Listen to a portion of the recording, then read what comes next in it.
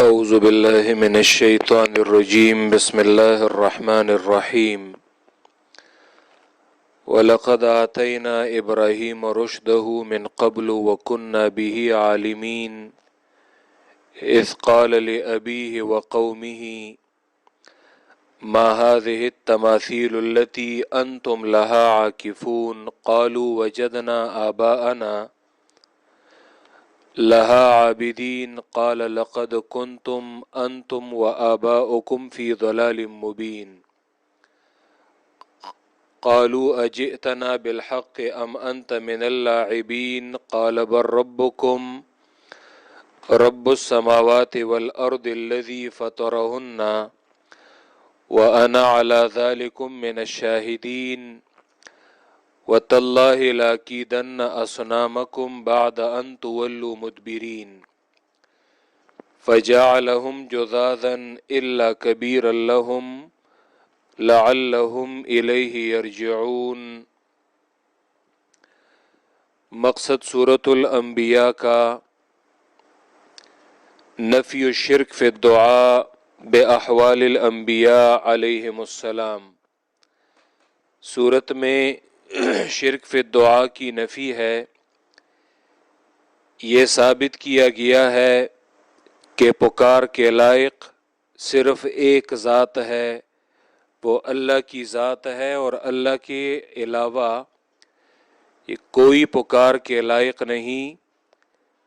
حتیٰ کہ مخلوق میں جو سب سے برگزیدہ مخلوق ہے، جو اللہ کو نہایت محبوب ہے، اور وہ چنی ہوئی اور منتخب مخلوق ہے پیغمبر، وہ بھی اپنی حاجتوں میں اللہ کو پکارتے ہیں اور اللہ کے سامنے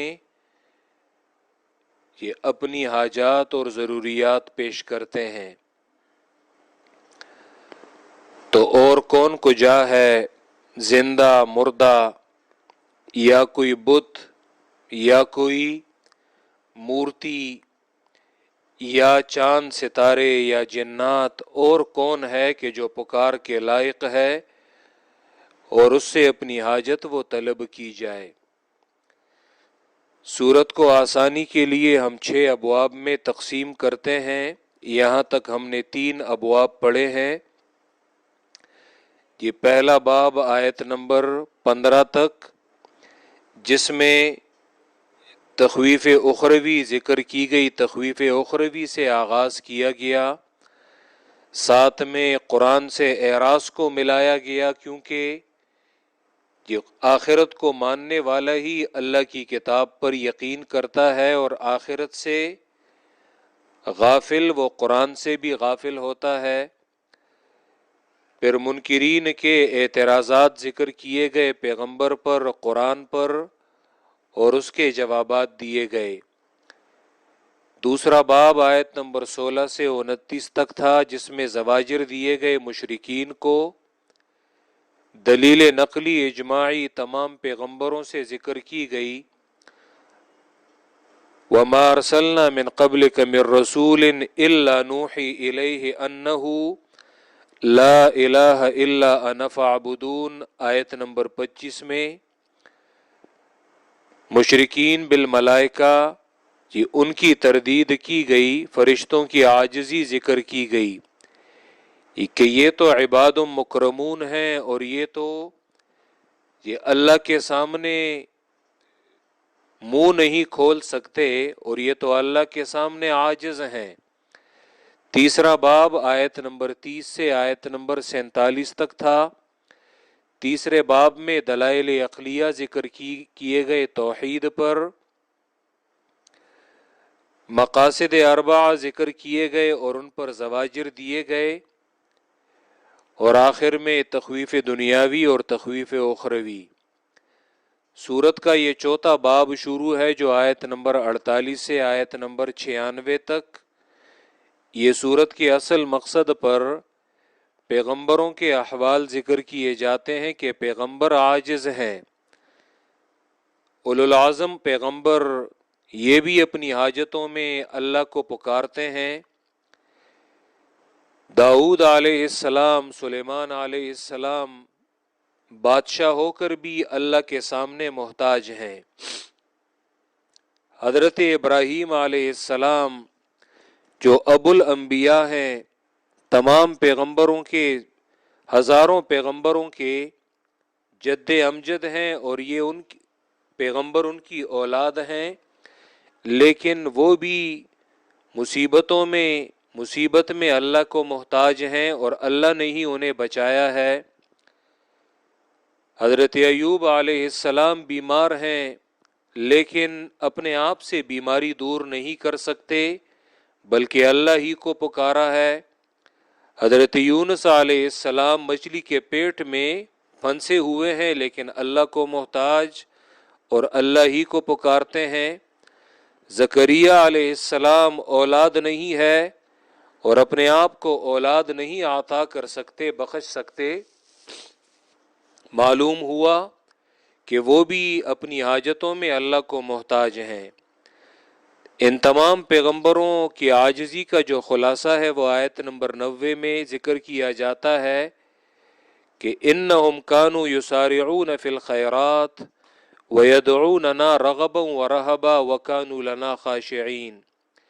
یہ تمام پیغمبر یہ غمی خوشی ہر حالت میں ہمیں پکارتے تھے، ہمارے سامنے محتاج تھے، ہمارے سامنے عاجزی کرنے والے تھے، اور ہم ہی کو پکارا ہے۔ اللہ فرماتے ہیں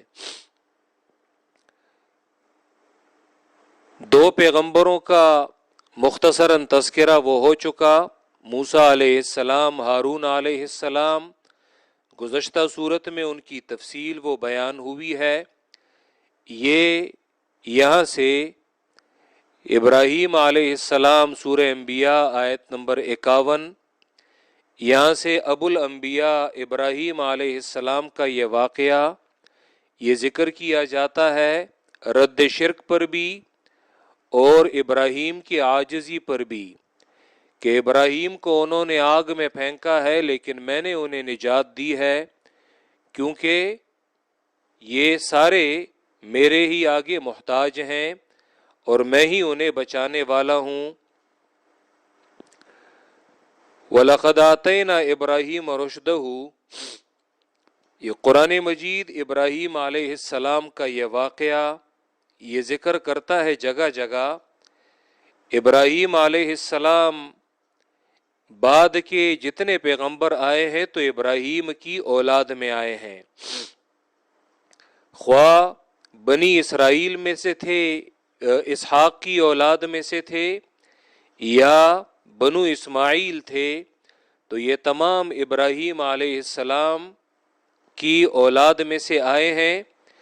اسی لیے قرآن خصوصاً مشرکین عرب پر، یہود و نصارہ پر قرآن کریم جب حجت تام کرتا ہے تو ابراہیم کا واقعہ یہ ذکر کرتا ہے کہ تم لوگ ابراہیم کو اپنا بڑا مانتے ہو، ابراہیم کو اپنا دادا مانتے ہو، تو ابراہیم کا دین تو یہ ہے، ابراہیم کا طریقہ وہ تو یہ ہے، تو تم لوگ کیسے ابراہیم کے نقش قدم پر چلنے والے ہو؟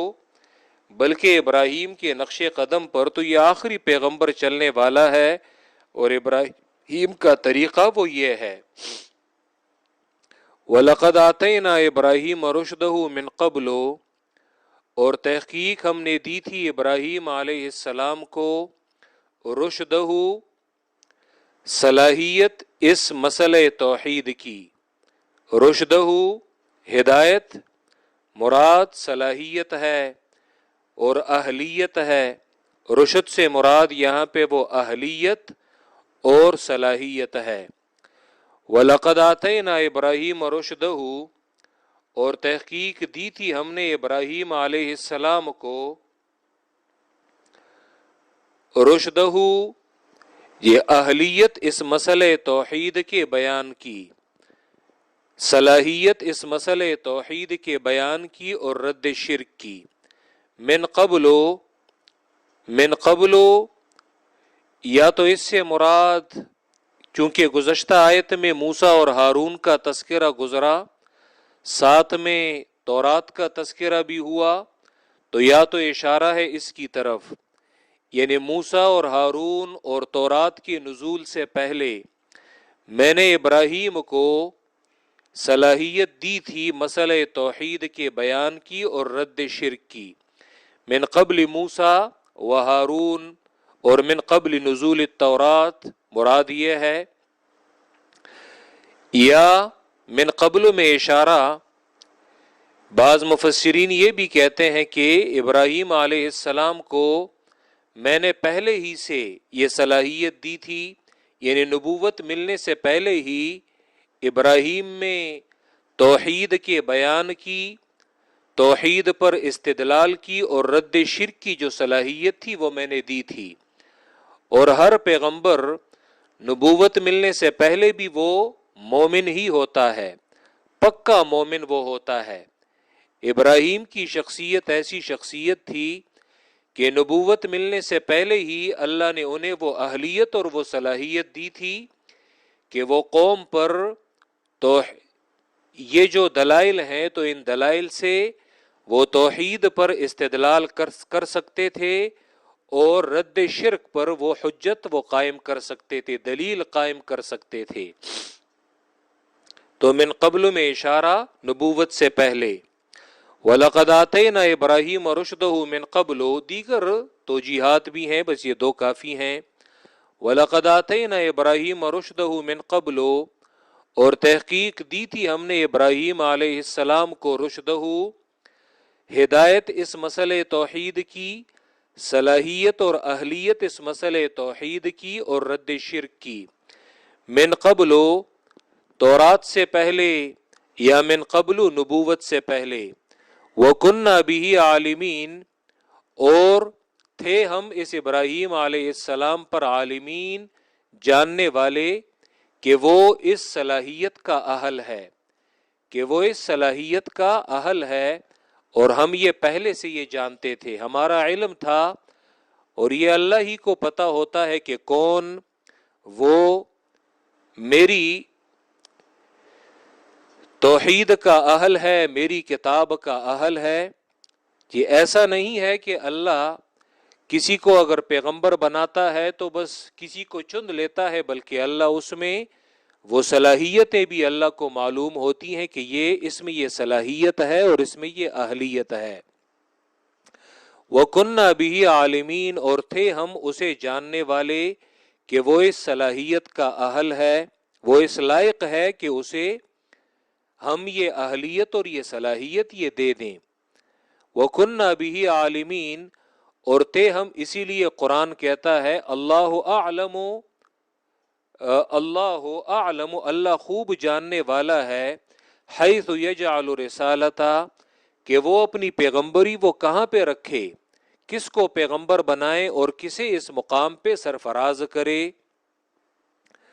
تو اللہ کو پہلے سے یہ معلوم ہوتا ہے۔ وَكُنَّا بِهِ عَالِمِينَ، اسی لیے قرآن کے لیے بھی اسی شخص کو اللہ لاتے ہیں کہ جو اللہ کو معلوم ہوتا ہے کہ یہ اس کتاب کا اہل ہے اور اس میں اس کتاب کی خدمت کی صلاحیت ہے۔ ہر قطع و بطع یہ قرآن کے لیے نہیں بیٹھ سکتے۔ وَلَقَدْ آتَيْنَا إِبْرَاهِيمَ رُشْدَهُ مِنْ قَبْلُ، اور تحقیق دی تھی ہم نے ابراہیم علیہ السلام کو صلاحیت ان کی، یعنی صلاحیت اس مسئلہ توحید کے بیان کی اور رد شرک کی، من قبل اس تورات سے پہلے، موسیٰ اور ہارون سے پہلے یا نبوت سے پہلے۔ وَكُنَّا بِهِ عَالِمِينَ، اور تھے ہم اسے جاننے والے کہ وہ اس صلاحیت کا اہل ہے۔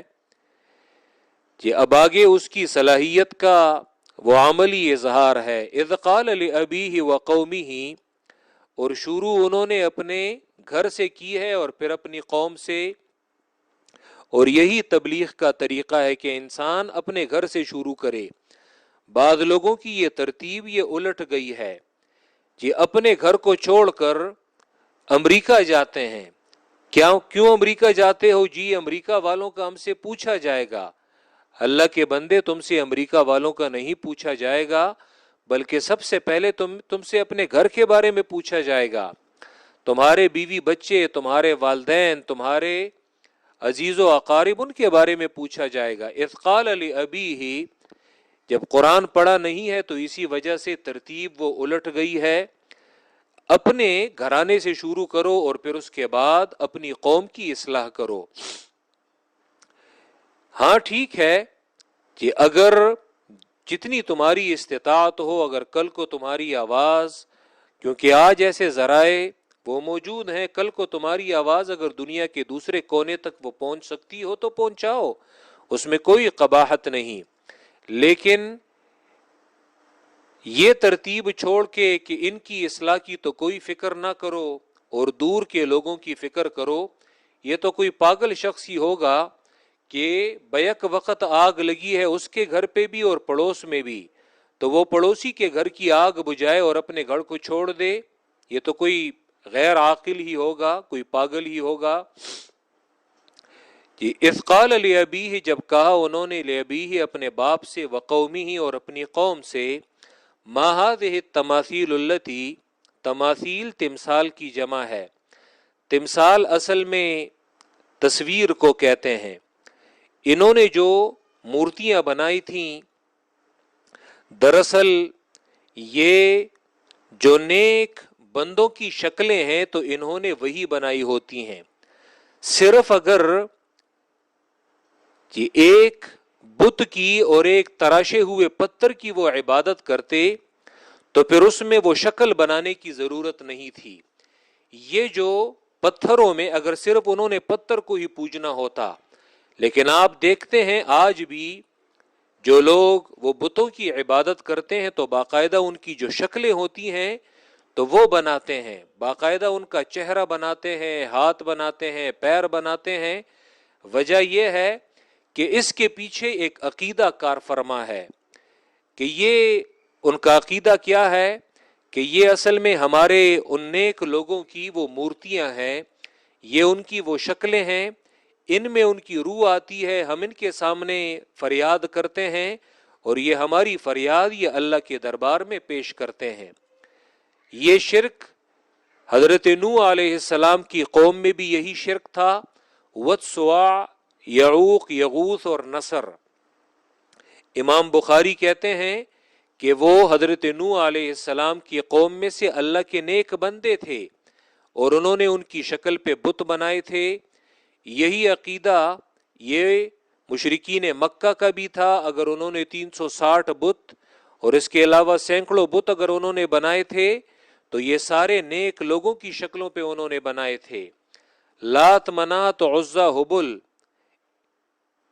محدثین کہتے ہیں اور مفسرین کہتے ہیں کہ لات کون تھا؟ کان اللہ تو رجلا صالحا، لات ایک نیک انسان تھا، وہ حاجیوں کو کھانا کھلاتا تھا، حاجیوں کو پانی پلاتا تھا۔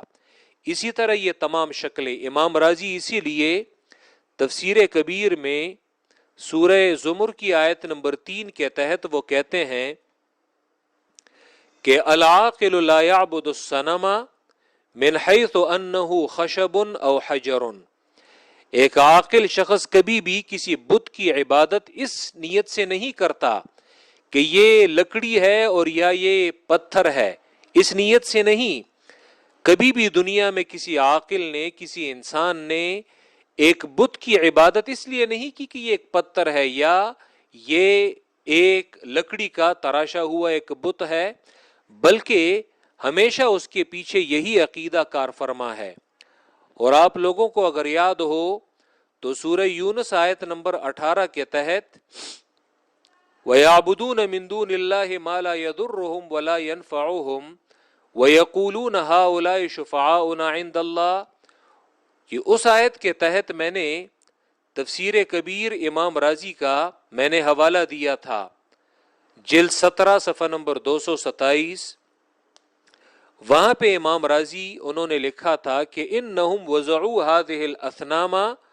هذه الاصنام والاوثان على صور انبیائهم واکابرهم، کہ ان لوگوں نے وَيَعْبُدُونَ مِن دُونِ اللَّهِ، مشرکین مکہ کے عقیدے کے بارے میں وہ کہتے ہیں کہ انہوں نے اپنے بتوں کو سفارشی بنایا تھا اللہ کے ہاں کہ یہ ہماری سفارش کرتے ہیں اللہ کے دربار میں، ان کی عبادت کرتے ہیں۔ تو امام راضی نے اس کے 600 سال بعد لکھا ہے کہ انہوں نے اصل میں یہ جو بت، یہ مورتیاں بنائی تھیں تو انہوں نے اپنے پیغمبروں اور اپنے اولیاء کی شکل پہ بنائی تھیں. وزعموا، اور ان کا عقیدہ یہ تھا کہ انہم متشتغلوا بعبادت هذه التماثیل. وہاں پہ انہوں نے تماثیل، یہ تینوں الفاظ استعمال کیے ہیں، یہ اصنام بھی استعمال کیا ہے، اوثان بھی استعمال کیا ہے، اور تماثیل بھی. ساروں کا ایک ہی مطلب ہے. اور ان کا عقیدہ یہ تھا مشرکین مکہ کا کہ جب بھی وہ ان تصویروں اور ان شکلوں کی عبادت پر مشغول ہو جاتے ہیں، فَإِنَّ أُولَئِكَ الْأَكَابِرَ تَكُونُ شُفَعَاءَ لَهُمْ عِنْدَ اللَّهِ تَعَالَى، تو یہی اولیاء اور یہی نیک بندے جن کی انہوں نے شکلیں بنائی ہوتی ہیں، تو یہ اللہ کے ہاں ان کی سفارش کرتے ہیں. اور پھر امام رازی نے کہا تھا وَنَذِيرُهُ فِي هَذَا الزَّمَانِ، اپنے زمانے کی بات کرتے ہیں. وَنَذِيرُهُ فِي هَذَا الزَّمَانِ، اور مشرکین مکہ کے اس شرک کی مثال ہمارے اس زمانے میں کیا ہے. امام رازی 606 ہجری میں ان کا انتقال ہوا ہے، یعنی جو 6 صدی ہجری ہے بالکل اس میں امام رازی کی اکثر زندگی وہ گزر چکی ہے. ہمارے اس زمانے میں مشرکین مکہ کے شرک کا نمونہ کیا ہے؟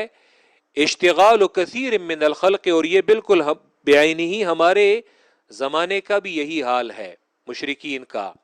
وَنَذِيرُهُ فِي هَذَا الزَّمَانِ، اور ہمارے اس زمانے میں مشرکین مکہ کے شرک کی مثال کیا ہے، اس کی تصویر کیا ہے؟ اشتغال کثیر من الخلق بتعظیم قبور الاکابر، کہ لوگوں کی اکثریت وہ اولیاء کرام کے قبروں کی تعظیم پر لگی ہوئی ہے. علی اعتقاد، اس عقیدے پر، انہم اذا عظموا قبورہم، کہ جب وہ ان اولیاء کی قبروں کی تعظیم کریں گے، فإنہم یکونون شفعاء لہم عند اللہ تعالی، تو وہ نیک بندے وہ قبروں میں جو مدفون ہیں تو یہ اللہ کے ہاں ان کی سفارش کریں گے. آج بھی لوگوں کا یہی عقیدہ ہے، بابا تمہارے پاس آیا ہوں اور مجھے اولاد دے دے، بابا تمہارے پاس آیا ہوں اور میری فلاں حاجت پوری کر دے، بابا تمہارے پاس آیا ہوں مجھے امتحان میں پاس کرا دے، بابا تمہارے پاس آیا ہوں، باقاعدہ اس کے ساتھ مکالمہ کرتے ہیں. اور اللہ کے ہاں میری یہ سفارش کر دے، اللہ کے ہاں، باقاعدہ وہی شرک ہے جو آج کے زمانے میں یہی رائج ہے. شاہ ولی اللہ رحمۃ اللہ علیہ وہ ایک جگہ پہ وہ فرماتے ہیں کہ میں ہندوستان میں پھرا اور میں نے ہندوستان میں کوئی علاقہ میں نے نہیں پایا کہ جہاں پہ ہر گلی میں اور ہر قریہ میں اور ہر بستی میں ان لوگوں کا الگ الگ الہ نہ ہو. وما من بلدتن، شاہ صاحب فرماتے ہیں وما من بلدتن الا ولہ الہن، اور کوئی بھی قریہ، کوئی بھی بستی، کوئی بھی نگر ایسا نہیں ہے کہ جس کا اپنا الگ الہ نہ ہو، یعبد، اور اس کی عبادت کی جاتی ہو. میں ہندوستان میں پھرا اور میں نے کوئی علاقہ اس شرک سے خالی وہ میں نے نہیں دیکھا. اور آج بھی گلی گلی یہی شرک کا بازار یہ گرم ہے. لیکن افسوس تو یہ ہے، وہ مولانا حالی والی بات ہے مسدس میں، مگر مومنوں پر کشادہ ہیں راہیں، پرستش کریں شوق سے جس کی چاہیں. نہ اسلام بگڑے نہ ایمان جائے، اور نہ توحید میں کچھ خلل اس سے آئے. کلمہ انہوں نے پڑھا ہے اور شرک شوق سے کرتے ہیں، اور پھر بھی عقیدہ یہ ہے شیطان نے اسی پہ بہلایا ہے کہ بالکل تمہارے عقیدے میں، تمہارے توحید میں کوئی نقصان نہیں آنے والا. اور بعض لوگ شیطان نے انہیں اس وسوسے میں مبتلا کیا ہے کہ جب تم زبان سے لا الہ الا اللہ کا کلمہ کہتے ہو تو تم پھر مشرک کیسے ہو سکتے ہو؟ کرتے شرک ہیں، اور شیطان نے انہیں گمراہ کیا ہے. حالانکہ یہ کوئی ایمان کا یہ کلمہ کہنے سے، یاد رکھے جب تک کہ اس کا عقیدہ اسی کے مطابق نہ ہو، صرف ایمان کا کلمہ کہنے سے، ورنہ فرعون نے بھی یہ کلمہ کہا ہے. تو قرآن مجید یہاں پہ کہتا ہے ابراہیم علیہ السلام کے بارے میں، ما هذه التماثیل التي اذ قال لأبیہ، جب کہا انہوں نے اپنے باپ سے، وقومہ، اور اپنی قوم سے، ما هذه التماثیل التي، کہ کیا ہیں یہ شکلیں نیک لوگوں کی. تماثیل ویسے تو صرف تصویر کو کہا جاتا ہے، لیکن یہاں پہ وہ نیک لوگوں کی شکلیں مراد ہیں. زاد المسیر میں ابن جوزی وہ کہتے ہیں کہ تمثال کسے کہتے ہیں؟ اسم موضوع للشیء المصنوع مشبہ بخلق من خلق اللہ تعالی، یہ تمثال یہ اس چیز کا نام ہے کہ جسے انہوں نے اپنے ہاتھ سے بنایا ہوا ہوتا اور اسے اللہ کی مخلوق میں سے ایک مخلوق کی شکل انہوں نے دی ہوتی. مثلا بعض لوگوں نے گائے بنائی ہوتی ہے، اللہ کی مخلوق ہے جو گائے کی عبادت کرتے ہیں. بعض لوگوں نے دیوتا جنات کی شکلیں بنائی ہوتی ہیں، بعض لوگوں نے چاند تاروں کی شکلیں وہ بنائی ہوتی، بعض لوگوں نے پیغمبروں کی شکلیں بنائی ہوتی، بعض لوگوں نے اولیاء کی شکلیں بنائی ہوتی. تو تمثال کا اطلاق ان سب پہ ہوتا ہے. اسی طرح جو لوگ دنیا میں جس چیز کی عبادت کرتے ہیں، تو کسی جگہ پہ سانپ کی شکل بنی ہے تو کسی جگہ پہ ہاتھی کی شکل بنی ہے، تو تمثال کا اطلاق ان ساروں پہ ہوتا ہے. ما هذه التماثيل التي، کیا ہیں یہ شکلیں ان نیک لوگوں کی، یہ التی وہ شکلیں اور وہ تصویریں انتم لہا عاکفون کہ ہو تم ان پر عاکفون جمے ہوئے، ہو تم ان پر بیٹھے ہوئے، یعنی تم لوگ مجاور جو ہے وہ بنے ہو. پشتوں میں ہم منجور کہتے ہیں کہ باقاعدہ ایک جگہ کو ایک بندہ خاص کر لے اور پھر وہیں سے وہ ہلے نہیں، بلکہ وہیں پر بیٹھا رہے اور دن رات اس کا وہیں پر قیام ہو. یہ انتم لہا عاکفون کہ ہو تم یہاں پر لہا اس پر عاکفون جمے ہوئے بیٹھے ہوئے، اور یہاں پہ تم لوگ قائم اور دائم ہو. یہاں پہ تم لوگ قائم اور دائم ہو. انتم لہا عاکفون. علامہ ابن تیمیہ نے اقتضاء الصراط المستقیم میں لکھا ہے کہ یہ جو درختوں پر، اسی طرح پتھروں پر، بتوں پر، قبروں پر، عند قبر نبی پیغمبروں کی قبروں پر، غیر نبی اولیاء کی قبروں پر، اسی طرح پیغمبر یہاں پہ بیٹھا ہے، یہاں پہ فلاں ولی جو ہے یہ بیٹھا ہے. تو یہ یہاں پہ جو لوگوں نے یہ اعتکاف اور یہاں پہ بیٹھنے کو جو اپنی عادت بنا دیا ہے، تو وہ لکھتے ہیں لیس ھذا من دین المسلمین، یہ مسلمانوں کا دین نہیں ہے، یہ مسلمانوں کا طریقہ نہیں ہے. بل هو من جنس دین المشرکین، بلکہ یہ مشرکین کا دین ہے، یہ مشرکین کا طریقہ ہے. قرآن میں اللہ نے ان کا یہی ذکر کیا ہے کہ ما هذه التماثيل التي انتم لها عاکفون، یہ کیا شکلیں تم ان پر مجاور جو ہے وہ بیٹھے ہوئے ہو اور تم لوگوں نے اس جگہ کو لازم کر دیا ہے. اسی طرح سورہ شعراء آیت نمبر 71 میں بھی یہی آتا ہے کہ ابراہیم علیہ السلام نے ان سے یہی پوچھا تھا. تو ان کا جواب کیا ہے؟ مشرکین کا ہمیشہ جو ان کا استدلال باطل ہوتا ہے اور ان کی جو باطل دلیل ہوتی ہے، دلیل تو نہیں ہے، ایک باطل ایک خرافات ہے اور ان کا ایک استدلال ہے. مشرکین ہمیشہ ان کی دلیل کیا ہوتی ہے؟ قالو، تو انہوں نے کہا وجدنا آباءنا لہا عابدین، ہم نے پایا تھا اپنے آباء و اجداد کو، اپنے بڑوں کو، لہا اس کی، عابدین عبادت کرنے والے. تو جب ہم نے اپنے بڑوں کو پایا ہے تو ہم بھی ان کی اقتداء میں ان کی عبادت کرتے ہیں. ابراہیم کی قوم کا یہ خیال تھا کہ ہم نے بڑا تیر مارا ہے. ابراہیم کو ان کا یہ خیال تھا کہ ابراہیم اس بات کو سن کر، ان کی اس دلیل کو سن کر وہ تو بڑے متاثر ہو جائیں گے کہ واقعی تم لوگ جو اپنے آباء و اجداد کی تقلید کر رہے ہو اور تم لوگ جو ان کی تابعداری میں، جب وہ اس کی عبادت کرتے تھے اور تم لوگ بھی اپنے آباء و اجداد کی تابعداری میں ہی، ان کی اقتداء میں ہی اس کی عبادت کرتے ہو، تو یقیناً یہ تو بالکل ایک جائز کام ہوگا. ان کا یہ خیال تھا کہ ابراہیم ہماری اس بات کو سن کر بڑے متاثر ہو جائیں گے، لیکن انہیں یہ پتہ نہیں تھا کہ ابراہیم انہیں ایک ایسا دندان شکن جواب دیں گے کہ ان کی آنکھیں جو ہیں وہ کھل جائیں گی. ابراہیم نے کہا وجہ یہ ہے کہ اکثریت کا یہ باطل پر چلنا یہ باطل کو حق نہیں بناتا. انہوں نے یہ خیال کیا کہ ہم اپنے آباء و اجداد کی دلیل پیش کریں گے تو ابراہیم جو ہے اس سے بڑے متاثر ہوں گے.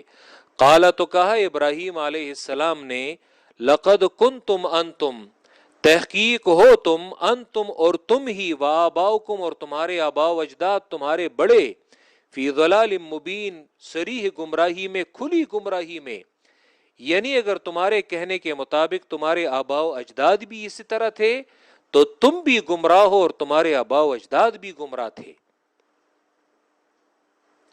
ابراہیم ان کی پھر ایسی تلوار تھی اور ابراہیم کی پھر ایسی بات تھی، دو ٹوک اور واضح انداز میں.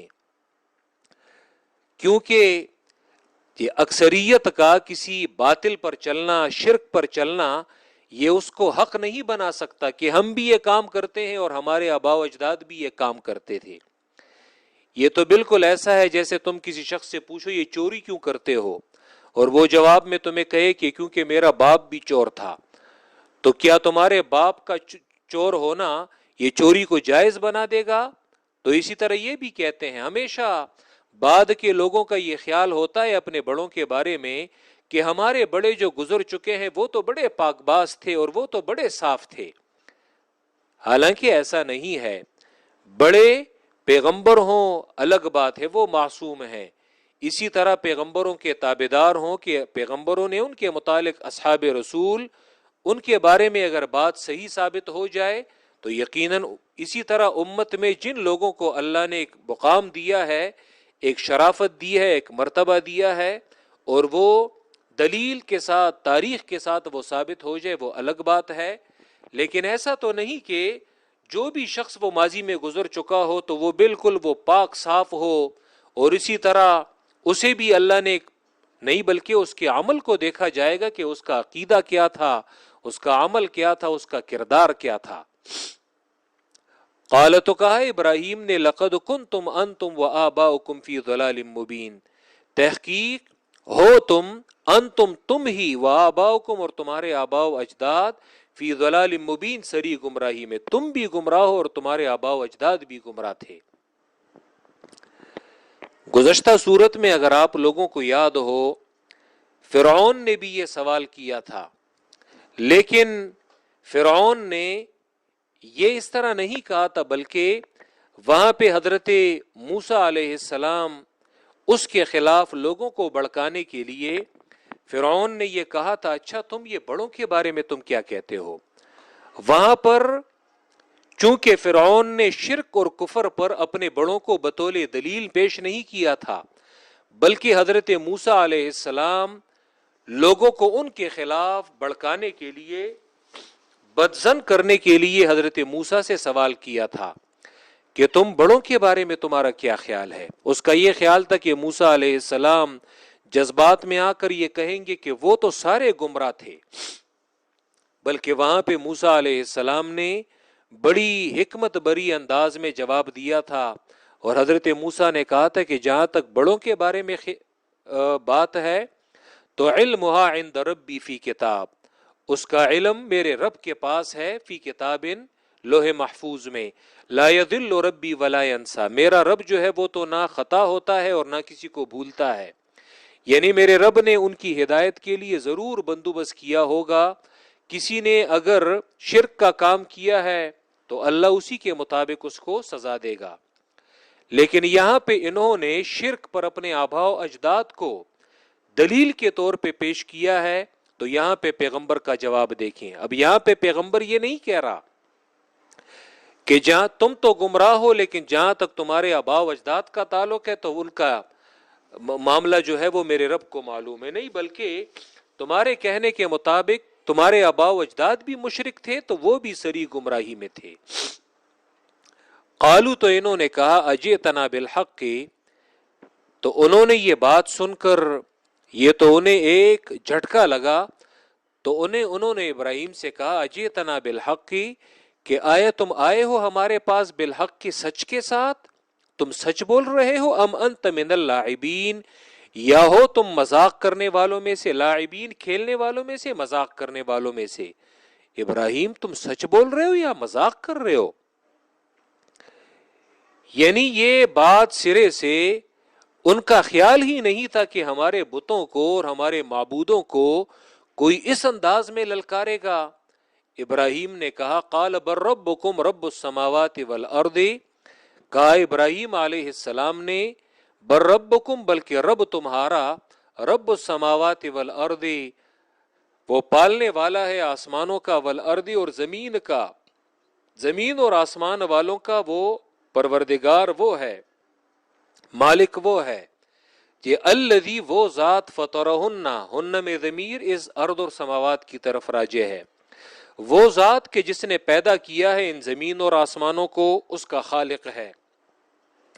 وَأَنَا عَلَى ذَلِكُم مِّنَ الشَّاهِدِينَ، اور ہوں میں عَلَى ذَلِكُم اس توحید پر، من الشاہدین گواہی کرنے والوں میں سے، گواہی دینے والوں میں سے، ذالکم میں اشارہ یہ جو مذکورہ انہوں نے عقیدہ توحید بیان کیا اور رد شرک بیان کیا، اور میں ہوں اس مسئلہ توحید پر تمہارے، اور میں ہوں اس رد شرک پر کہ جو میں نے شرک کی تردید کی، من الشاہدین گواہی کرنے والوں میں سے میں اس پر گواہ ہوں۔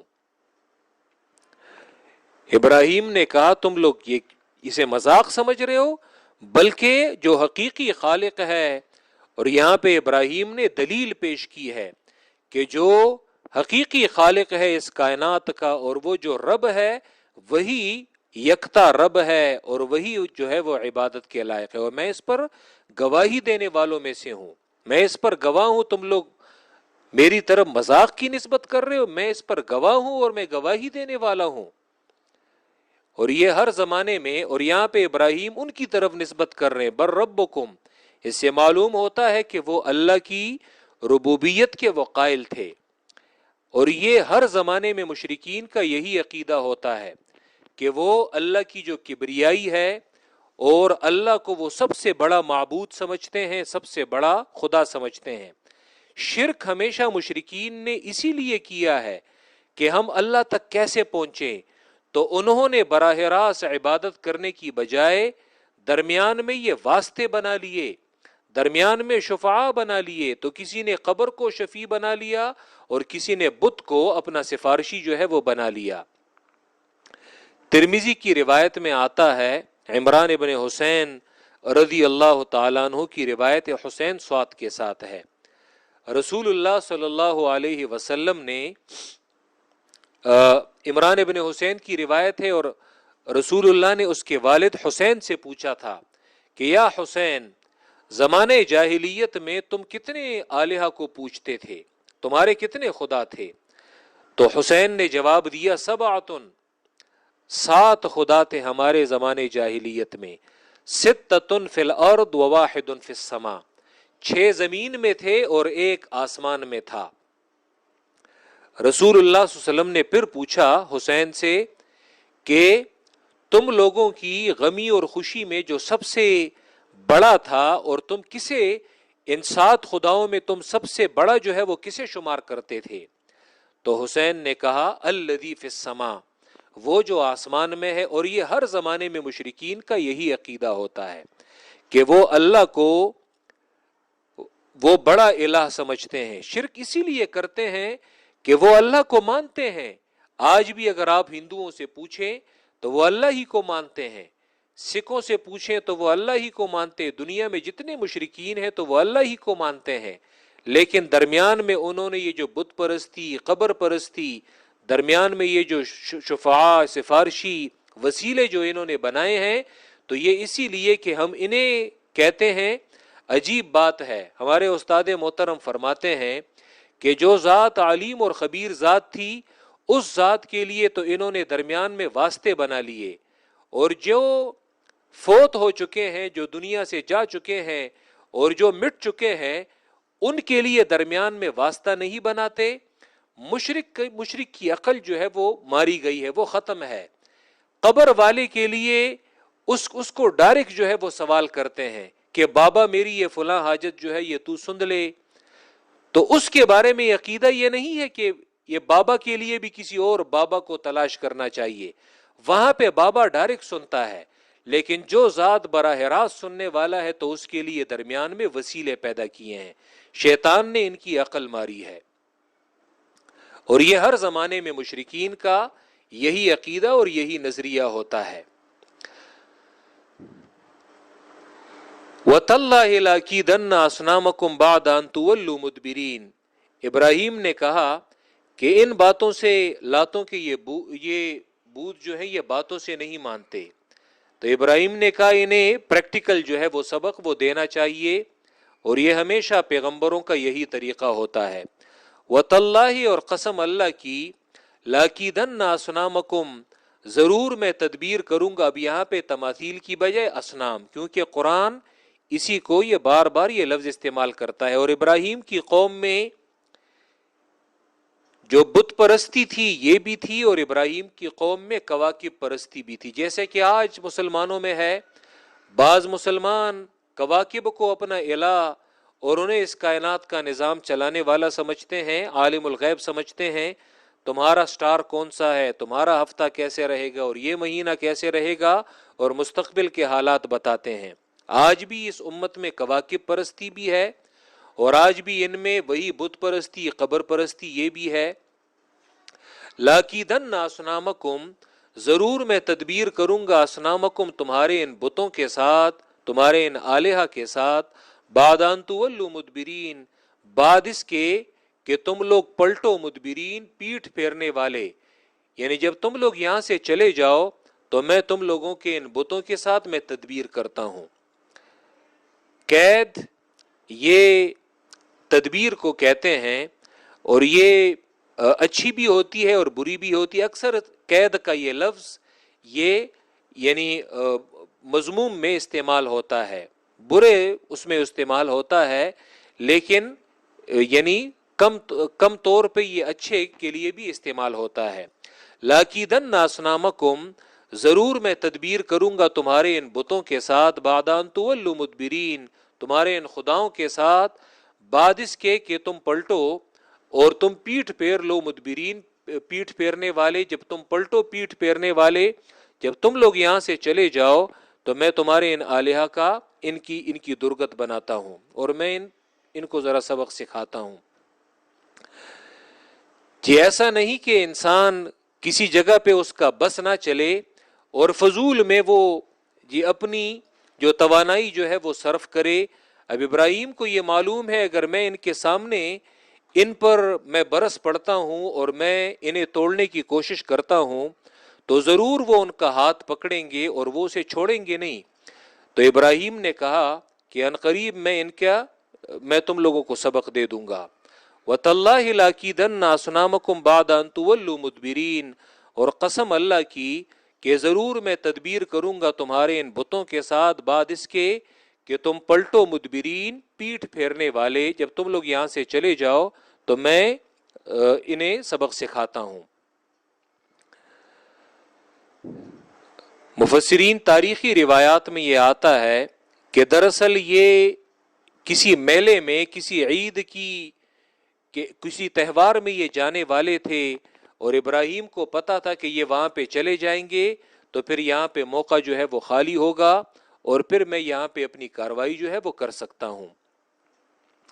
سورہ صافات آیت نمبر 88 سے 93 تک بھی یہی واقعہ جو ہے یہ آتا ہے، وہاں پہ بھی اس کو ذکر کیا گیا ہے.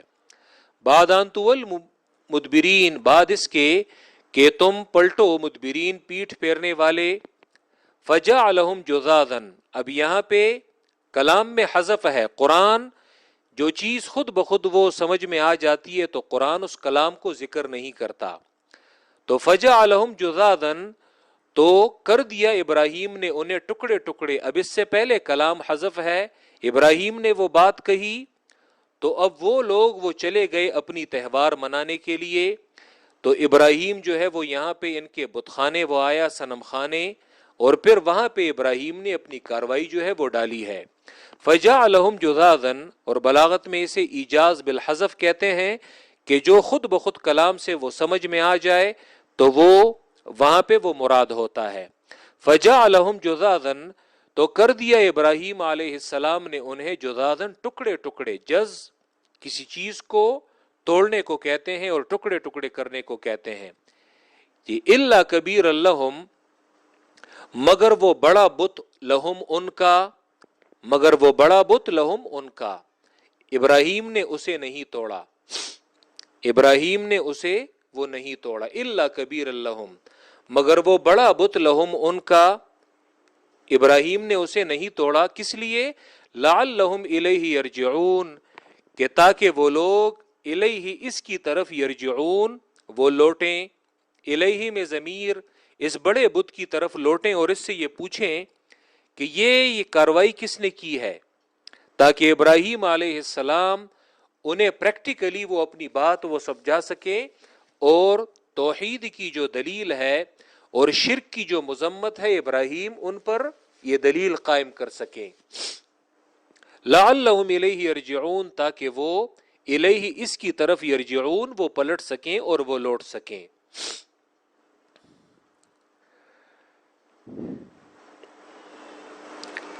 جی ابراہیم علیہ السلام جو ابو الانبیاء ہیں جی، اور انہوں نے یہ جو بتوں کو توڑنا ہے اور یہ جو بتوں کا خاتمہ کرنا ہے اور شرک کے اڈے کو مسمار کرنا ہے، تو ابراہیم نے اس کی بنیاد وہ رکھی تھی۔ یہ قرآن مجید میں بھی اللہ نے اپنے پیغمبر سے یہ کہا ہے کہ اتبع ملت ابراہیم حنیفا، کہ اے پیغمبر ابراہیم کے دین کے، ابراہیم کے طریقے کی تابعداری کرو، حنیفن کہ جو توحید پر قائم تھے اور رد شرک کرنے والے تھے۔ تو ابراہیم نے اس کی بنیاد یہ رکھی ہے، جیسے یہاں پہ قرآن ذکر کرتا ہے، سورہ انبیاء میں بھی، سورہ صافات میں بھی یہ آتا ہے، اور سورہ ممتحنہ میں کوئی اگر کہے یہ تو ابراہیم کے ساتھ خاص ہے، قرآن ہمیں سورہ ممتحنہ میں یہ کہتا ہے کہ قد کانت لکم اسوۃ حسنۃ فی ابراہیم، تمہارے لیے ابراہیم کی زندگی میں ایک اچھا نمونہ ہے، والذین معہ، اور وہ جو ان کے ساتھ تھے، ابراہیم کی پوری زندگی وہ تمہارے لیے ایک بہترین نمونہ ہے۔ ابراہیم کے صرف ایک قول میں تمہارے لیے نمونہ نہیں ہے کہ انہوں نے اپنے باپ کے لیے بخشش طلب کی تھی، تم کسی مشرک کے لیے بخشش طلب نہیں کر سکتے، یہ ابراہیم کی تخصیص تھی، باقی تم لوگوں کے لیے ابراہیم کی پوری زندگی وہ اسوہ حسنہ ہے، ابراہیم کے نقش قدم پر چلو۔ دوسرے نمبر پہ ابراہیم کے بعد قرآن میں ہمیں ملتا ہے، جس طرح گزشتہ سورت میں سورہ طٰہٰ آیت نمبر 97 میں آپ لوگوں نے پڑھا کہ سیدنا موسیٰ علیہ السلام نے شرک کے وہ اسباب کو توڑا ہے، انہیں جلایا ہے اور انہیں مسمار کیا ہے۔ وانظر الی الہک الذی ظلت علیہ عاکفا لنحرقنہ ثم لننسفنہ فی الیم نسفا، کہ ہم انہیں جلا دیں گے اور پھر انہیں ذرہ ذرہ کر کے دریا میں، سمندر میں بہا دیں گے۔ کوئی کہہ سکتا ہے کہ موسیٰ علیہ السلام نے بھی یہ عمل کیا تھا، تو یہ تو ان کے دین کی بات تھی، ہمارے لیے نہیں۔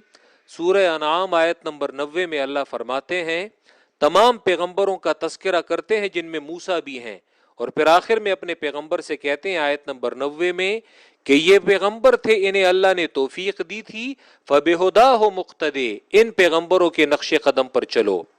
تو رسول اللہ حضرت موسیٰ کے نقش قدم پر بھی چلے ہیں۔ تیسرے نمبر پہ اللہ کے پیغمبر نے، اور یہ ہم نے سورہ بنی اسرائیل آیت نمبر 81 کے تحت ہم نے ذکر کیا تھا، بخاری کی روایت میں نے ذکر کی تھی کہ عبداللہ ابن مسعود رضی اللہ تعالیٰ عنہ کی روایت ہے کہ اللہ کے پیغمبر مکہ میں فاتحانہ داخل ہوئے اور کعبے کے گرد وحول الکعبۃ 360 نصباً، اور کعبے کے گرد 360 بت جو ہے وہ رکھے ہوئے تھے، اور اللہ کے پیغمبر اپنی چھڑی کے ذریعے، اپنے ہاتھ سے اور اپنی چھڑی اور عصا کے ذریعے ایک ایک کو گرا رہے تھے اور اس آیت کو پڑھ رہے تھے کہ وَقُلْ جَاءَ الْحَقُّ وَزَهَقَ الْبَاطِلُ إِنَّ الْبَاطِلَ كَانَ زَهُوقًا۔ اسی لیے امام قرطبی نے اس آیت کے تحت ذکر کیا تھا کہ اس آیت میں دلیل ہے، فی هذه الآیت دلیل علی کسر نصب المشرکین وجمیع الاوثان اذا غلب علیہم، اس آیت میں دلیل ہے کہ مشرکین کے بتوں کو، ان کی درگاہوں کو اور شرک کے اڈوں کو مسمار کیا جائے گا کہ جب بھی ان پر غلبہ جو ہے وہ حاصل کیا جائے۔ جی اس سے پہلے گزشتہ صورت میں بھی میں نے جریر ابن عبداللہ البجلی رضی اللہ تعالیٰ عنہ کی، اور یہ روایت صحیحین میں ہے، ان کی روایت کو میں نے ذکر کیا تھا۔ حدیث میں ذی الخلصہ کا درگاہ جو ہے وہ آتا ہے یمن میں، اور اللہ کے رسول نے فرمایا الا تریحنی من ذی الخلصہ، کہ ذی الخلصہ یمن میں جو شرک کا اڈا ہے، تم مجھے اس سے راحت جو ہے وہ نہیں دے سکتے؟ جریر نے کہا کیوں اللہ کے پیغمبر نہیں، میں اس سے بالکل آپ کو راحت جو ہے وہ دے دیتا ہوں۔ یعنی اللہ کے پیغمبر شرک کے اس اڈے کی وجہ سے پریشان تھے۔ اور جریر کہتے ہیں کہ میں گھوڑے پر میں جم نہیں سکتا تھا، تو میں نے اللہ کے پیغمبر سے ذکر کیا تو انہوں نے میرے سینے پر ایک ضرب لگائی، اور پھر اس کے بعد میں گھوڑے سے کبھی گرا نہیں۔ فما وقعت عن فرسی بعد، اور اللہ کے پیغمبر نے مجھے دعا دی اللہم ثبتہ وجعلہ ہادیا مہدیا، اور میں نے اپنے قبیلے سے 150 گھڑ سوار وہ میں نے احمس قبیلے سے لیے، اور میں نے اسے وہاں پہ آگ لگا دی اور میں نے اسے مسمار کر دیا۔ سنن نسائی کی روایت میں آتا ہے کہ رسول اللہ صلی اللہ علیہ وسلم نے خالد بن ولید کو عزہ درگاہ کے ڈھانے کے لیے وہ بھیجا تھا، اور عزہ یہ نخلہ کے مقام پہ ہے۔ اس سے پہلے خالد بن ولید کے وہ اشعار وہ ہم پڑھ چکے ہیں کہ وہاں پہ انہوں نے کون سے اشعار وہ کہے تھے۔ جی اسی طرح مغیرہ ابن شعبہ اور ابو سفیان کو طائف بھیجا تھا لات کے مسمار کرنے کے لیے، لات کا بت یہ وہاں پہ پڑا ہوا تھا۔ سعد ابن زید الاشہلی کو رمضان 8 ہجری میں جب اللہ کے پیغمبر فاتحانہ مکہ میں آئے تو سعد ابن زید الاشہلی کو منات کے ڈھانے کے لیے اللہ کے پیغمبر نے ایک مقام ہے مشلل، وہاں پہ بھیجا ہے کہ جاؤ منات کو مسمار کر دو۔ علی ابن ابی طالب کو بھیجا تھا طئی قبیلے کے، ان کی ایک درگاہ تھی، ان کا شرک کا اڈا تھا فلس کے مقام میں، علی کو بھیجا تھا کہ تم وہاں پہ اسے مسمار کر دو۔ اسی لیے حضرت علی رضی اللہ تعالیٰ عنہ، وہ جو مسلم کی روایت میں آتا ہے کہ ابو الحیاج الاسدی ان سے وہ کہتے ہیں کہ میں تمہیں اس کام پہ نہیں بھیجتا کہ اللہ کے پیغمبر مجھے بھیجا کرتے تھے۔ ابو الحیاج کہتے ہیں اور وہ کیا تھا، اللہ تدع تمثالا الا طمستہ ولا قبرا مشرفا الا سویتا، کہ کسی بھی قبر کو، کسی بھی بت کو اگر تم دیکھو تو اس بت کو ڈھا دو، اس کے مسمار کر دو، اور کوئی بھی تم اگر کوئی بلند قبر جو ہے وہ اپنے اندازے سے وہ دیکھو تو اسے ہموار کر دو۔ تو حضرت علی کیونکہ اللہ کے پیغمبر نے انہیں بھیجا تھا طئی قبیلے کی اس درگاہ کو ڈھانے کے لیے، اسی طرح عمر ابن العاص کو رمضان 8 ہجری میں بھیجا تھا حذیل قبیلے کی درگاہ کو ڈھانے کے لیے، اور ان کا وہ درگاہ وہ سوا بت وہاں پہ تھا۔ اسی طرح اللہ کے پیغمبر نے طفیل ابن عمر الدوسی کو شوال 8 ہجری میں بھیجا تھا کہ تم جاؤ اور دوس قبیلے کی جو درگاہ ہے تو اسے بالکل جلا دو اور اسے مسمار کر دو۔ کوئی کہہ سکتا ہے کہ اللہ کے پیغمبر مدینہ میں آ کر جب انہیں اقتدار جو ہے وہ ملا ہے تو اللہ کے پیغمبر نے یہ شرک کے اڈے جو ہے یہ مسمار کیے ہیں۔ اصل میں ٹھیک ہے اللہ کے پیغمبر کے پاس مکہ میں طاقت نہیں تھی، اقتدار نہیں تھا، لیکن جو مشن تھا وہ مکہ سے ہی اللہ کے پیغمبر کو وہ واضح تھا۔ مسلم کی روایت میں آتا ہے عامر ابن عابسہ السلمی ایک صحابی ہے، وہ کہتے ہیں کہ میں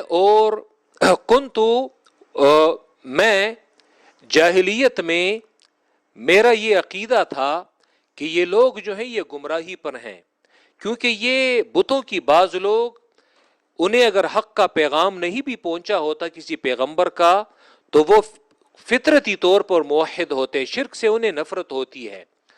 تو وہ کہتے ہیں کہ زمانے جاہلیت سے ہی مجھے اس بت پرستی سے نفرت تھی۔ میں نے ایک شخص کے بارے میں مکہ میں سنا کہ وہ اسی طرح کی باتیں کرتا ہے، تو میں اپنی سواری پر بیٹھا اور میں مکہ آیا، اور یہاں پہ اللہ کے پیغمبر اپنی قوم سے چھپ چھپ کر وہ حق بیان کرتے تھے، تو میں بڑے چھپکے سے میں مکہ میں داخل ہوا اور میں نے وہاں پہ اللہ کے پیغمبر کے بارے میں پوچھا۔ تو میں نے ان سے پوچھا کہ آپ کون ہیں؟ تو انہوں نے کہا کہ انا نبی، میں اللہ کی طرف سے پیغمبر ہوں۔ تو میں نے ان سے پوچھا کہ نبی کیا ہوتا ہے؟ تو اس نے کہا کہ مجھے اللہ نے بھیجا ہے۔ تو میں نے اس سے پوچھا کہ کس پیغام کے ساتھ بھیجا ہے؟ یہ مکہ کی بات ہے جب اللہ کے پیغمبر دار ارقم میں اس وقت وہ یعنی اسلام کی علی الاعلان تبلیغ نہیں کرتے تھے، وَبِأَيِّ شَيْءٍ أَرْسَلَكَ، کس پیغام کے ساتھ اللہ نے آپ کو بھیجا ہے؟ تو اللہ کے رسول نے فرمایا ارسلنی بصلۃ الارحام وکسر الاوثان، کہ مجھے اللہ نے رشتہ داری کے ذریعے کہ رشتہ داری کو قائم کرو، اس کے ساتھ مجھے اللہ نے بھیجا ہے، اور بتوں کے توڑنے کے ساتھ اللہ نے مجھے بھیجا۔ یہ مکہ کی بات ہے۔ وَأَن يُوَحَّدَ اللَّهُ لَا يُشْرَكُ بِهِ شَيْءٌ، اور یہ کہ صرف اللہ ہی کی توحید کا اقرار کیا جائے اور اس کے ساتھ کسی بھی چیز کو شریک اور حصہ دار جو ہے وہ نہ ٹھہرایا جائے۔ اسی لیے حدیث میں آتا ہے کہ حضرت عیسیٰ علیہ السلام بھی قرب قیامت میں بتوں کو توڑیں گے، اور وہ نصارہ جو صلیب کی عبادت کرتے ہیں تو اسے بالکل توڑ دیں گے۔ بخاری کی روایت میں آتا ہے کہ قسم ہے اس ذات کی کہ ابن مریم تم میں اتریں گے عدل و انصاف قائم کرنے کے لیے، فیکسر الصلیب، اور وہ صلیب کو توڑ دیں گے۔ یہ تمام پیغمبروں کا یہی طریقہ ہے۔ تو یہاں پہ ابراہیم علیہ السلام ابو الانبیاء، انہوں نے اصل میں یہ طریقہ، اس کی بنیاد رکھی ہے۔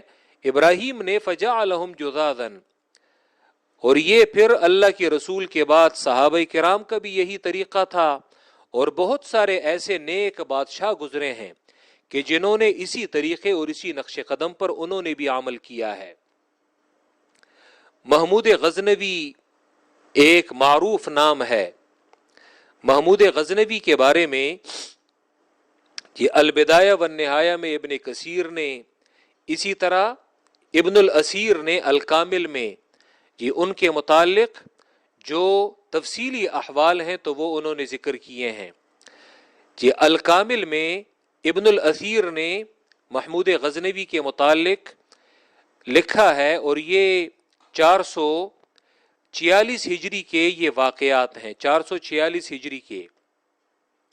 ابن کثیر نے البدایہ والنہایہ میں ان کے متعلق وہ لکھا ہے کہ ہندوؤں نے بہت سارے اموال جو ہے وہ محمود سبکتگین کا بیٹا محمود غزنوی، محمود ابن سبکتگین، اسے کافی اموال جو ہے وہ پیش کیے کہ یہ مال، یہ سونے، یہ جواہرات یہ لے لیں، لیکن یہ جو سومنات کا یہ بڑا بت ہے تو یہ ہمارے لیے چھوڑ دیں۔ لیکن محمود غزنوی نے کہا نہیں، میں اس سلسلے میں پہلے استخارہ کروں گا۔ اگرچہ بعض ان کے وزیروں نے انہیں بھی یہ مشورہ دیا کہ اسے قبول کر لیں، لیکن انہوں نے کہا نہیں۔ انہوں نے استخارہ کیا، اور صبح جب وہ اٹھے اگلا دن آیا تو انہوں نے کہا کہ میں نے سوچ بچار کیا، اور کل کو قیامت کے دن جب اللہ مجھے آواز دے گا تو یہ اگر کہا جائے کہ اینا، مجھے یہ بات پسند نہیں ہے کہ یہ بات کہی جائے کہ این محمود الذی ترک الصنم، کہ وہ محمود کہاں ہے کہ جس نے بت جو ہے وہ چھوڑا تھا، اسے مسمار نہیں کیا تھا۔ مجھے یہ بات پسند ہے کہ مجھے اس جملے کے ساتھ پکارا جائے کہ این محمود الذی کسر الصنم، کہ وہ محمود کہاں ہے کہ جس نے بتوں کو توڑا ہے، وہ بت شکن کہاں ہے۔ ایسا نہیں کہ مجھے بت چھوڑنے والا جو ہے وہ قرار دیا جائے، لیکن اور اس نے پھر وہاں پہ وہ توڑا ہے سومنات کے اس بت کو، اور ان کا بھی اس کے بارے میں یہی خیال تھا۔ یہ یہاں پہ ابراہیم علیہ السلام نے جو کہا کہ فجعلہم جذاذا الا کبیر لہم، مورخین لکھتے ہیں جیسے ابن الاسیر نے الکامل میں لکھا ہے کہ محمود غزنوی نے جب ہندوستان کو انہوں نے فتح کیا، اور جب سومنات کے توڑنے کا یہ وقت جو ہے یہ آ گیا، اور محمود غزنوی جب دیگر بتوں کو وہ توڑ رہا تھا تو ان کا، ہندوؤں کا یہ خیال تھا کہ اصل میں یہ جو دیگر بت جو ہے وہ محمود نے وہ توڑ دیے، دراصل ان چھوٹے بتوں پر سومنات جو ان کا سب سے بڑا بت ہے تو وہ اصل میں ناراض ہے، ورنہ اگر وہ ان سے راضی ہوتا تو یہ سومنات جو ہے یہ اس فوج کو ہلاک کر دیتا۔ تو پھر وہاں سے محمود غزنوی نے یہ بات ٹھانی ہے کہ اچھا ان کا سومنات کے بارے میں یہ عقیدہ ہے کہ اصل میں یہ بڑا بت جو ہے یہ ان چھوٹے بتوں سے ناراض تھا، کہ ورنہ اگر یہ ان سے راضی ہوتا تو یہ کب کا محمود غزنوی کو اور اس کی فوج کو یہ غرق کر دیتا. تو تب سے محمود غزنوی نے پھر سومنات کے ڈھانے کو بھی اس نے ارادہ کیا کہ میں اب اس کو بھی نہیں چھوڑنے والا. اور 30,000 گھڑ سواروں کے ساتھ وہ 416 ہجری میں پھر انہوں نے پھر اس سومنات کے بت کو اس کو ڈھایا ہے. اور 416 ہجری کے جو واقعات ہیں تو مورخین نے وہ ذکر کیے ہیں. ابن الاسیر نے سومنات کے بارے میں وہ لکھا ہے کہ ہندوستان کے ہندوؤں کا یہ سب سے بڑا بت تھا اور وہ اس کی طرف باقاعدہ حج کے لیے وہ آتے تھے, یہاں پہ اس کی عبادت کرتے تھے. اور یہاں پہ تقریباً 1,00,000 لوگ یہ جمع ہوتے تھے اور یہاں پہ ہر وقت یہ لوگوں کا یہ تانتا جو ہے وہ بنا رہتا تھا, تانتا جو ہے یہ بنا رہتا تھا. اور باقاعدہ وہاں پہ جو سمندر ہے تو اس کے متعلق ان کا عقیدہ یہ تھا کہ یہاں پہ یہ سمندر کی یہ لہریں یہ جو اوپر آ جاتی ہیں پھر نیچے چلی جاتی ہیں, جو مد و جزر جسے کہا جاتا ہے, تو دراصل یہ سمندر بھی اپنی استطاعت کے مطابق یہ سومنات کی عبادت کرتا ہے. 10,000 دیہات یہ سومنات کے اس مندر کے لیے یہ وقف تھے. ان کی جو آمدن آتی تھی تو وہ اسی مندر پہ اور اسی درگاہ پہ وہ لگائی جاتی تھی. تقریباً کوئی 600 میل کے 1,000 کلومیٹر کے فاصلے پر یہاں پہ سومنات کی اس مندر سے گنگا جو ہے یہ بہتی ہے جی. اور وہاں سے اور گنگا ہندوؤں کے نزدیک یہ مقدس پانی ہے, اسی لیے وہاں پہ اپنے وہ مردوں کی جو ہڈیاں ہیں تو وہاں پہ اسے اور وہ جو راکھ ہے تو وہیں پہ ڈالتے ہیں. وہاں سے 1,000 کلومیٹر کے فاصلے پر روزانہ وہ سومنات کے لیے وہ پانی لاتے تھے اور اسے غسل دیتے تھے. اور یہاں پہ تقریباً کوئی 1,000 کے قریب جو برہمن ہوتے تھے تو وہ وہاں پہ ہوتے تھے. اور پتہ نہیں کیا کیا جو ہے وہ انہوں نے لکھا ہے کہ اس مندر کی تعظیم جو ہے وہ کس انداز میں وہ ہوتی تھی. اور محمود غزنوی نے حضرت ابراہیم علیہ السلام ان کے اسی سنت کو زندہ کرتے ہوئے انہوں نے ان بتوں کو وہ توڑا ہے اور ان کے جو سب سے بڑے بت کو انہوں نے وہ توڑا ہے. وَلَقَدْ آتَيْنَا إِبْرَاهِيمَ رُشْدَهُ مِنْ قَبْلُ, اور تحقیق ہم نے دی تھی ابراہیم علیہ السلام کو ان کی صلاحیت مسئلہ توحید کے بیان کی اور رد شرک کی. من قبل اس موسیٰ اور ہارون سے پہلے, تورات سے پہلے اور یا نبوت سے پہلے. وَكُنَّا بِهِ عَالِمِينَ, اور تھے ہم اس پر جاننے والے کہ وہ اس صلاحیت کا اہل ہے. جب کہا ابراہیم نے اپنے باپ سے اور اپنی قوم سے, مَا هَذِهِ التَّمَاثِيلُ الَّتِي, کیا ہیں یہ تصویریں ان نیک لوگوں کی, الَّتِي وہ, أَنْتُمْ لَهَا عَاكِفُونَ کہ ہو تم اس پر, عاکفون جمے ہوئے اور بیٹھے ہوئے, کہ تم لوگوں نے اسی جگہ کو لازم کیا ہے. قالو تو انہوں نے کہا, وجدنا آبانا, ہم نے پایا تھا اپنے بڑوں کو, لہا اس کی, عابدین عبادت کرنے والے, تو ہم بھی ان کی تابعداری کرتے ہیں. قال تو کہا ابراہیم نے, لقد کنتم انتم, تحقیق ہو تم ہی اور تمہارے بڑے, تمہارے آباء و اجداد سری گمراہی میں. قالو تو انہوں نے کہا, اجئتنا بالحق کی, کہ آیا تم آئے ہو ہمارے پاس بالحق کے سچ کے ساتھ, سچ بول رہے ہو, ام انت من اللاعبین, یا ہو تم مذاق کرنے والوں میں سے, مذاق تو نہیں کر رہے. قال ابراہیم نے کہا, بل ربکم رب السماوات والارض, بلکہ تمہارا رب جو ہے وہ رب ہے آسمان والوں کا اور زمین والوں کا, الذی وہ ذات, فطرہن کہ جس نے پیدا کیا ہے ان آسمانوں اور زمینوں کو, اور میں ہوں اس توحید پر اور اس شرک کی تردید پر, من الشاہدین گواہی دینے والوں میں سے. وَتَاللَّهِ اور قسم اللہ کی, لَأَكِيدَنَّ أَصْنَامَكُمْ ضرور میں تدبیر کروں گا تمہارے ان بتوں کے ساتھ, بعد اس کے کہ تم پلٹو, مدبرین پیٹھ پھیرنے والے.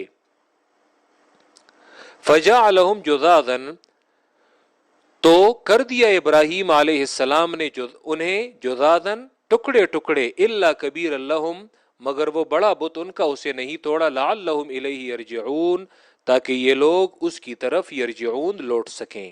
وآخر دعوانا ان الحمد للہ رب العالمین.